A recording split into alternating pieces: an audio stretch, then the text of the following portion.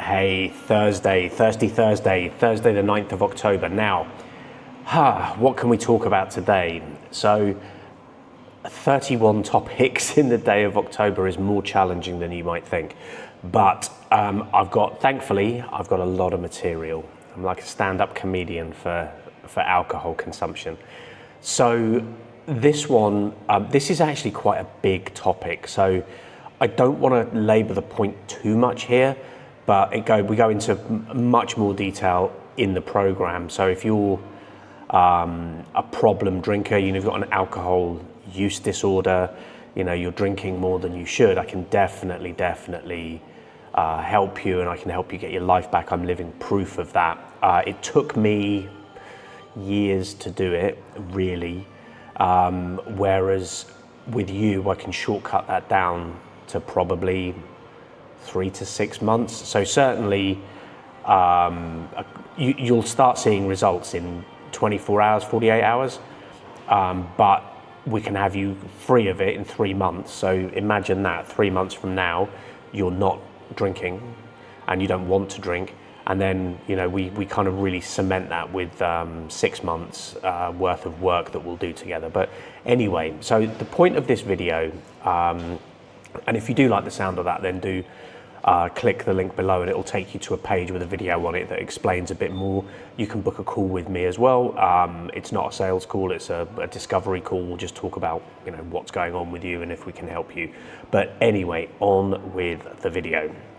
So what can you do tonight? What can you drink tonight? What can you drink in general other than alcoholic drinks? Because the thing is, you're not going to be sitting at home drinking water in a dark room in a cupboard under the stairs for the rest of your life. You're going to have to get out into the world, and you're going to have to face situations where alcohol is around. So what can we do? Well, there's a whole bunch of things we can do. So for me, sparkling water was a big one. So weirdly, I've actually got a sparkling water here. And for me, that really helps. The carbonation seems to kind of scratch an itch for me. I still drink it to this day. Not because I'm desperate to drink or anything like that. It's just I find it helpful. I quite like the taste of it. It was a little bit of a crutch at the start, but what the hell, it worked. Whereas now I really enjoy drinking it.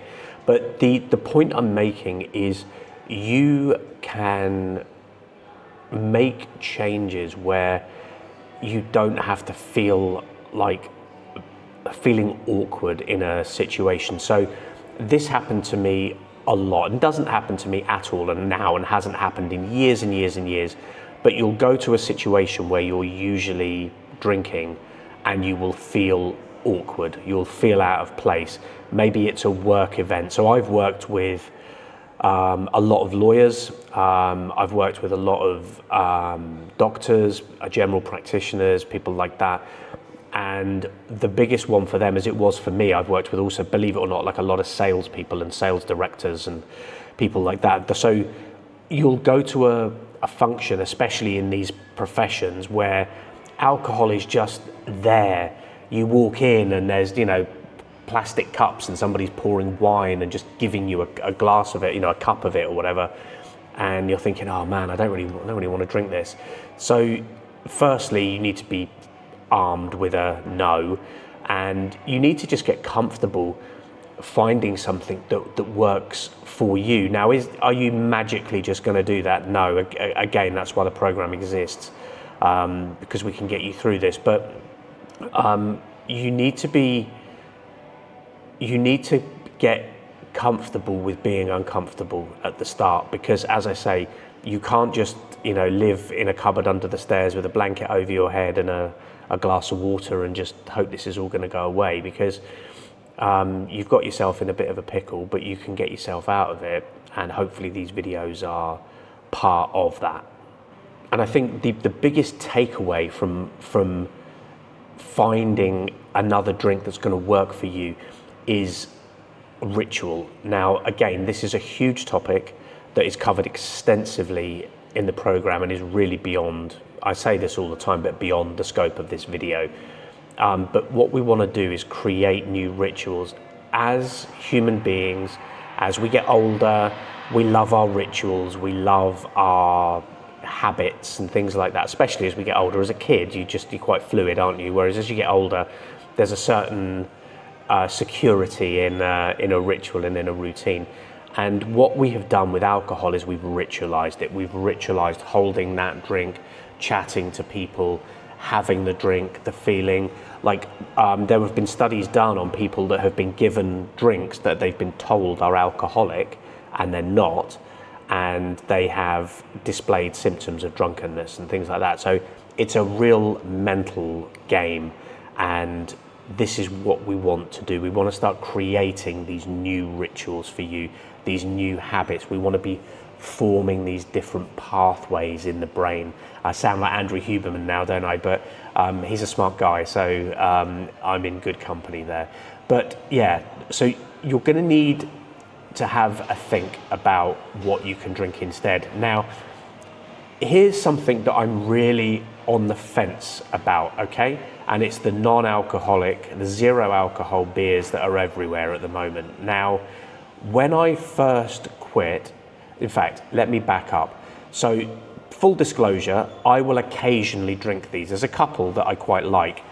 But when I first quit, a friend of mine brought over a bottle of, I think it was Perry, which is like a sort of cider wine, but it was zero alcohol. And she poured it and she was like, oh yeah, because you're not drinking and I thought you'd have this. I took one sip of it and my brain just went, oh, it's alcohol, it's alcohol. It wasn't, and I really freaked out and it was awful. I got really upset. I'm going to be completely honest. I actually had a little bit of a cry, because I thought that I'd started drinking again. I hadn't, but I just couldn't finish it. Obviously, she was mortified. She thought she was doing a nice thing, and I'd kind of freaked out and kind of messed it up a bit. So, but now I'm in a much, much better place. I have no desire to drink. So me having these 0% beers, it just doesn't affect me. I quite like the Guinness.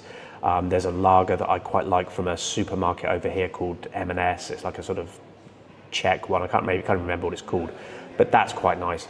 But I don't know. I'm really on the fence with it for people that are early in their sobriety, early in their not drinking journey. So I don't know. You're all big boys and girls out there, so you can make your own decisions. But my advice is maybe stay clear of them. But anyway, look. This is your Thursday video. We look back at last Thursday's video on what you can do to not drink tonight, because I know Thursdays are a bit of a trigger. We've got Friday tomorrow, we're on the run down to the weekend. So look, be safe, look after yourself. You're doing amazing so far, and I want to see you here tomorrow, because I will be here with bells on. So but also have a look at the community as well. Come in there with me. I'd like to. You can DM me and we can say hello to each other. Anyway, all right. Thank you, and I will see you tomorrow.